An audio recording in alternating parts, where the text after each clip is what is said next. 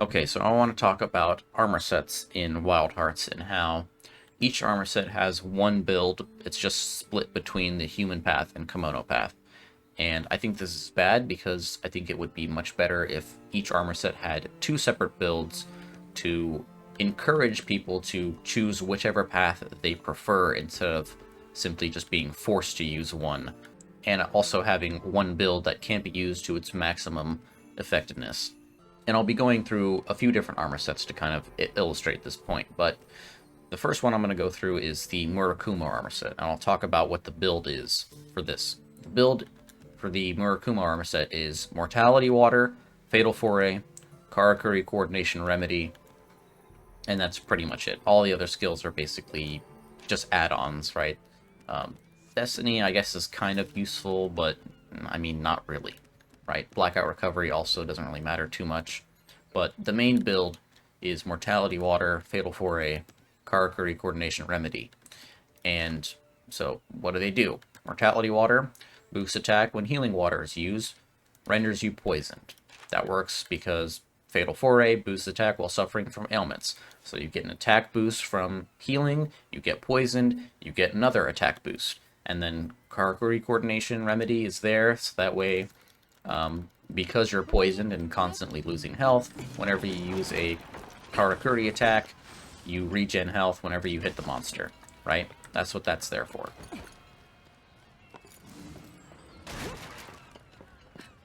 And that's the build, right? Without any path modifications at all, that's the build. It's those pieces of armor.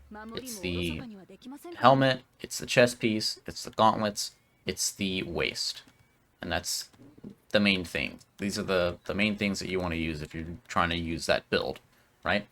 The problem comes in with the path modifications. So with the waist here, for the Kemono path, you get Tiger's Den, which boosts attack but makes it harder to recover from ailments. That isn't actually a bad thing, though, because of Mortality Water and Fatal Foray. Because essentially what this means is that you're going to be poisoned longer, which means Fatal Foray is going to be active longer, right? So that's not a bad thing. So the Kemono Path skill for this works incredibly well with the other pieces, right? Same thing with Vengeance. Boost attack briefly after being hit by a Kemono. So that's fine, right? That's a bit more conditional than the other ones, but, you know, it's still a nice attack boost. You also have Lunar Protection. Boost attack and defense during the night. So, if you go down the Kemono path, you get 5 potential damage increasing sources. Vengeance, Tiger's Den, Fatal Foray, Mortality Water, and Lunar Protection. Well, what do you get when you go down the human path? You get Strong Arm Body, you get Strong Arm Protection, you get Resurrection, which you also get with the Kemono Path version, and you get Time Changer. And so you're giving up 3 damage increases, sorry, for 2 conditional defensive skills. Well, 1 conditional defensive skill, and then 1 kind of somewhat useful skill, which stops stamina depletion, right? Both of these require you to do the same thing, which is use Hunter's Arm, where you grab onto the monster, right? So, more defense, and you don't lose stamina whenever you do that, which I don't think is worth it at all because of what you're giving up, right? You're giving up Tiger's Den, which Vengeance doesn't matter, really.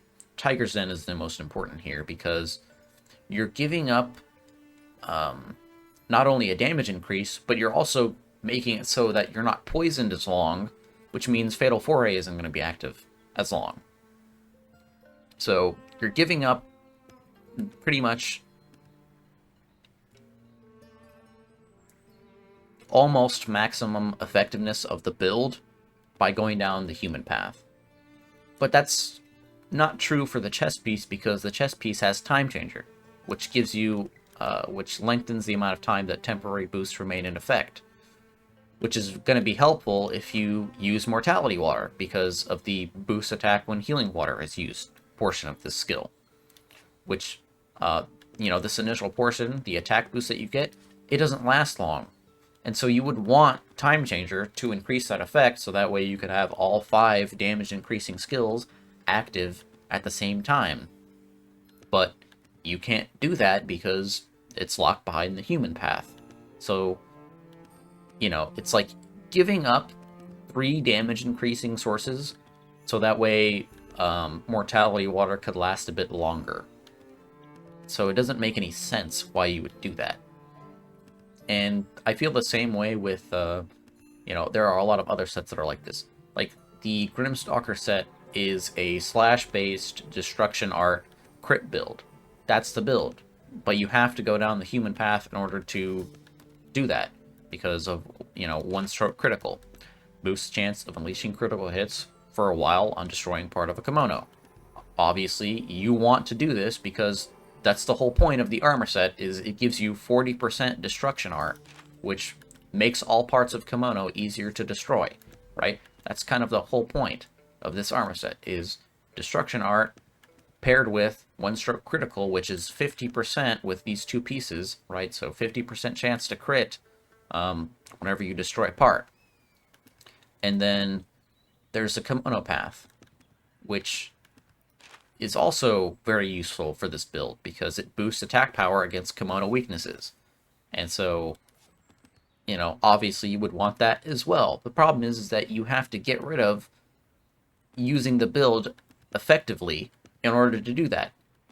And same thing with, the Murakuma armor set. And same thing with Verve, with the Tiger's armor set. I forget the name of this thing. But the main build here is with Verve and the human path. Verve boosts attack and defense when at max health, right? And then you've got Celestial Breath and Peril Promise. Triggers a Hunter's Arm state when an ally is close to death, right? Peril Ward. Boosts defense when an ally is close to death, right? 50% increase in defense when someone's about to die. And also you get Hunter's Arm, which you can use to activate other effects, like one-stroke critical.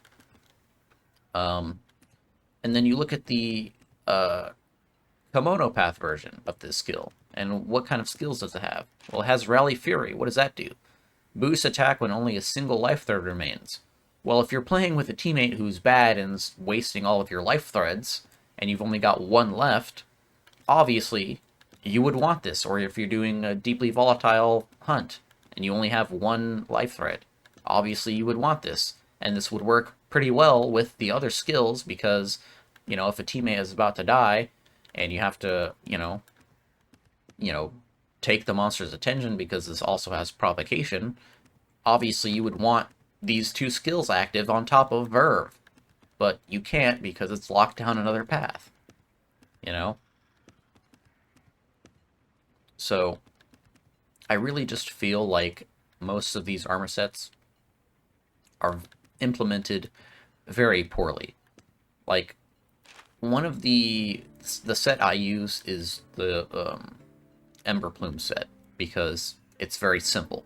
It's just basically mostly just Desperation and Solar Protection and Deaf Ears, right? Most of the hunts take place in the daytime, and also Deaf Ears is very useful. You just constantly attack without stopping. Desperation, of course, because it's a 14% damage increase, and, you just take more damage, right? Reduces defense, but boosts attack. Self-control doesn't really matter too much. Vengeance, also somewhat helpful. Strong Arm Spirit, doesn't really matter. Critical Draw, who cares? And then the Human Path, there's only 2 Human Path skills, and they can both be ignored. Lengthens the period of time during which you can be saved when you're about to die. Whatever. Enables healing water to cure ailments. Who cares? Right? This is basically just a pure Kemono Path armor set with 2 Human Path skills just kind of tossed in there for no reason. And, I mean, that would be fine, but also, why not just design the armor sets to have 2 different builds on them? right?